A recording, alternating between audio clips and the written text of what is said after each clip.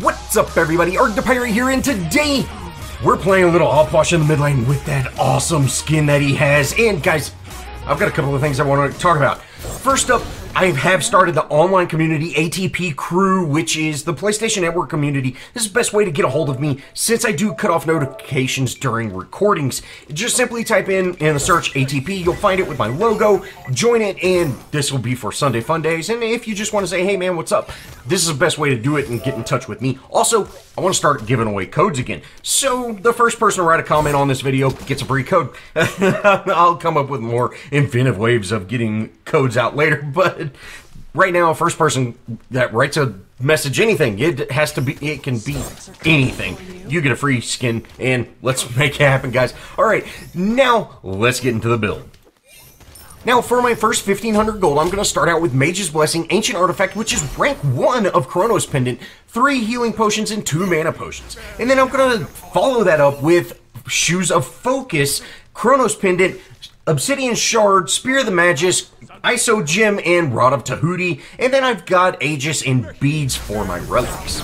Next up, we have to go over his kit, and first up is his passive, Hallowed Ground. Puch is closely attuned with the dead and may exhume corpses at his will. When walking over decaying corpses, Puch lowers the cooldown of Undead Surge and Corpse Explosion by 2 seconds, restoring 5% of his maximum health and 3% of his maximum mana. So you really get your sustain from picking up those corpses, as long as you don't blow them up. But really, Puch does suffer from early game mana issues. That's why we're going with that Ancient Artifact.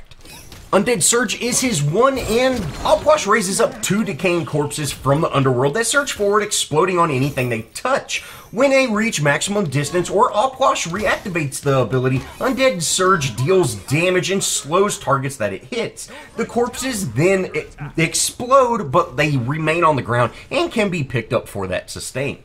Now in V5.12, Puch will raise 2 corpses at all stages with that Undead Surge, but currently you have to hit rank 3 before you actually get those 2 surges. So that is one thing that's going to be a major change. And guys, when Puch gets his changes, he's going to be so good. He's already just absolutely amazing and really, really fun to play. But oh man, if you start out that strong, it's going to be great. Corpse Explosion is his 2, and Puch causes a target area to explode. But the kicker is, if there aren't any decaying corpses in that area, they also explode. And you can kind of see these smaller, or they're kind of the same size, but different rings. And if you can get 3 or 4 corpses down and then cause them all to explode on a certain enemy, that enemy is going to go down. Oh man, it does so much damage. Fleeting Breath is his 3. Puch throws a charm from the underworld, which awakens a decaying corpse that applies a miasma to targets in an AoE where it falls on the ground, and the corpse remains behind.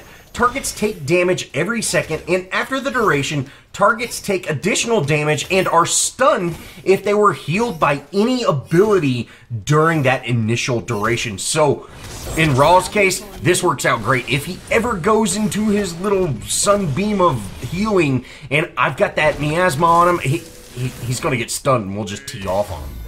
And lastly, we have the biggest AoE zone in Ultimate in the game. It's huge, guys.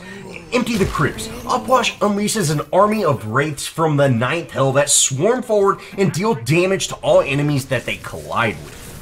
Puch is just such a good team player with that insane ultimate, and you know he gets all them corpses down, and you know he's a mage that's got a stun, or kind of an anti-heal stun, because you know Raw won't want to heal up if he's got that miasma on him, and so there you go. You know it's awesome. I absolutely love Puch, even though I don't play him all that much.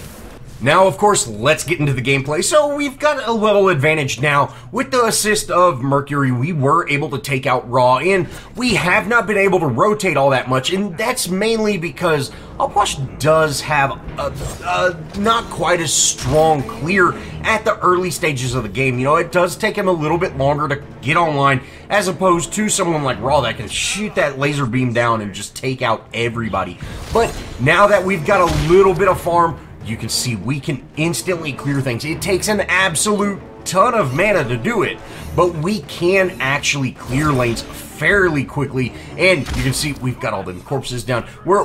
We're able to clean up those waves, even though we are kind of losing that initial wave clear. That's quite all right, and that's really going to allow us to kind of rotate around. You know, you could see there, I was looking to see what Raw was going to do, and we're able to take out that other side camp pretty quickly. You know, that's a very, very fast clear. It just takes a little bit of, you know, preparation to get to that point, and we're going to continue just clearing out these waves. We really want to get our Chronos Pendant online. We want that fast cooldown, as well as all the mana regen that we're getting with that, because again, All Puch does require quite a bit of mana. Now, we have gotten some poke onto that Raw. You know, we kind of were able to poke him a decent amount. I'm going to throw that miasma over there. We missed it with that, but, you know, we're able to get some poke. Now, you could try to use your ultimate there. If I would have had my ultimate, I could have tried to use that to take him out. But guys, just go ahead and farm up. Go ahead and farm up. You can always wait, and if you see he pushed up here, we're able to take him out. You know, Mercury did show up, so we're going to have to be careful, and we're able to use that ultimate there and dodge enough of that, get into our minion wave, so he's hitting minions instead of hitting us, and then he actually comes in a tower. We end up taking him out. You know, we did die for it, but, you know, we got a double kill there, and, you know, shutting down not only their mid lane, their jungle, that's an awesome play.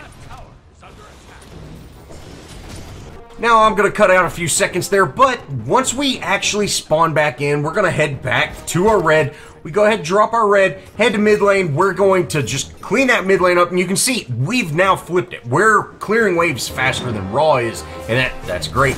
That does allow me to rotate over on this Chronos.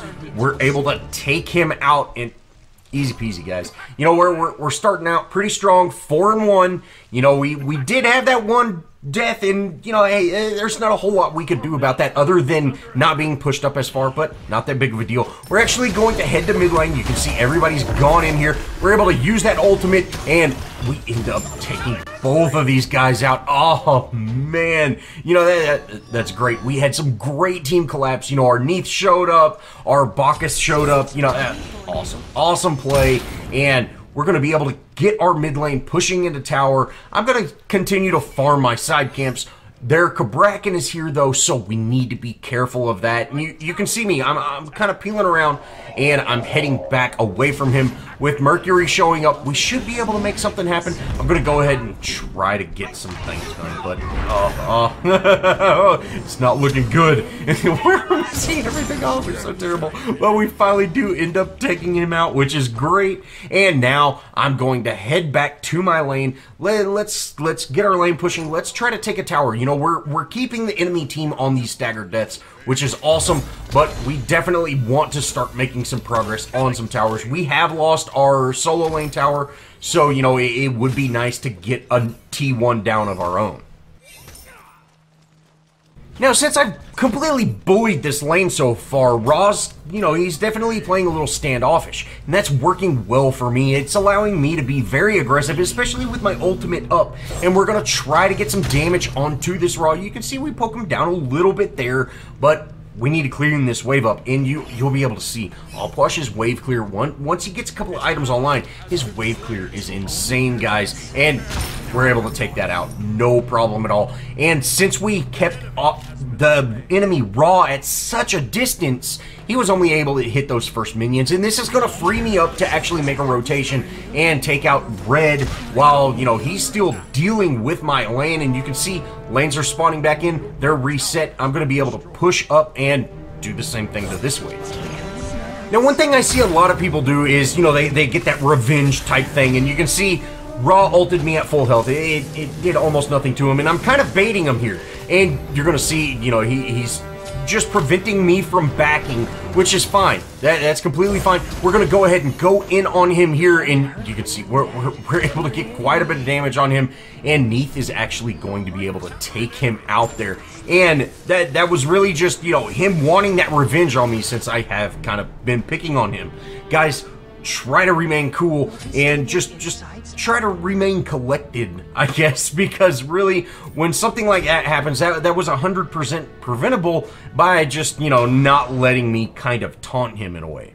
Now, once we spawn back in, we're going to head down to mid lane, and unfortunately, Amaterasu, you know, she's going against a Carnunos, which Amaterasu already has kind of a slow early game, and, you know, Carnunos is one of the best early game ADCs, so, you know, it's been tough for her, and we got to go over and help her lane out. Now, they end up taking my mid tower, and, you know, my team is collapsing here. So let's go ahead and try to make something happen. Amaratu's here. Mercury's able to peel for me and get Raw out of there. Mercury's chasing me down. Amaratu shows up, and with that stun, he's a goner. And awesome play by my team. Awesome effort, you know, awesome collapse. That was just great. But now we need to deal with mid lane, and, you know, let's try to take it out. Sure enough, we're able to take Raw out, and we go down. You know, I'm not exactly sure. Again, you see a lot of times when you get up to a tower and, you know, something can happen, everybody just instantly splits up. Well, especially, you know, the damage dealers, the physical damage gods that can actually take down towers, they instantly peel off. Guys, as you know, Mercury or somebody like that can really do some structure damage, you want to stay in just long enough to see if something's actually going to happen, because we might have been able to get that tower, but, you know, by him leaving, it left me completely exposed. Now from here, I'm going to head down mid lane again, and, you know, it is unfortunate that we don't have our mid lane T1 anymore, but is what it is. We really need to get a T1 down. You can see they've got all of our T1s down. We barely have damage to one of their T1s. So as those damage dealing gods, you know, the jungler, you know, whoever's your damage dealing god, y'all really have to go into those towers when there's a good time, not just go after the kills, and, you know, it is what it is. Now, I am being chased by Mercury, and you can see we're kind of dipping and weaving, and we get that ultimate off. He chases me into tower, and takes a tower hit and goes down. Oh, feels good. Raw is coming up, and, you know, we just got to be pretty careful about that. Bacchus shows up and is able to do some work, you know, with those corpse explosions and everything like that. You know, we did it, but I'm not gonna risk staying in that. You know, Raw's blind could probably kill me, so let's just get out, let's get refreshed, we can head back to lane. We got a Mercury kill, you know, because he was just a little too pushy. You know, hey, I'll take it.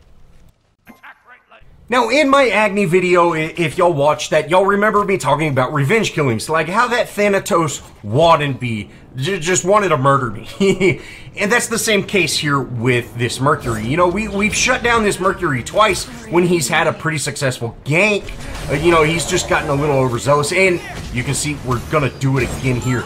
He comes, you know, he heads up, and I throw that wall up, which not only zones Raw out of that, so Raw couldn't even help out, but, you know, it's doing damage to him while he's got me stunned, and we're able to finish him off, you know, easy peasy, and then we're actually going in on this T1, you know, which is great. We're gonna be able to take out this T1 once this next minion wave shows up, and, you know, hey, we're making some progress in mid lane.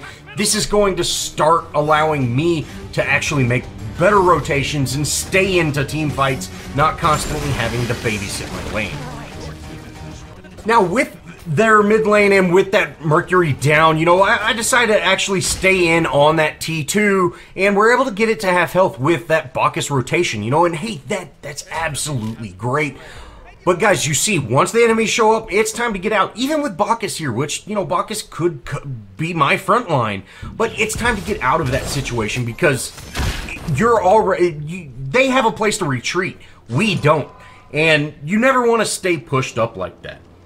Now, if you check out, Art is currently pushing our dual lane, and you can see Mercury at the Oracles. Guys, taking out Oracles is so nice. So I'm going, okay, I'm going to head over there and you know, kind of counter Bacchus, and our Mercury are heading that way too.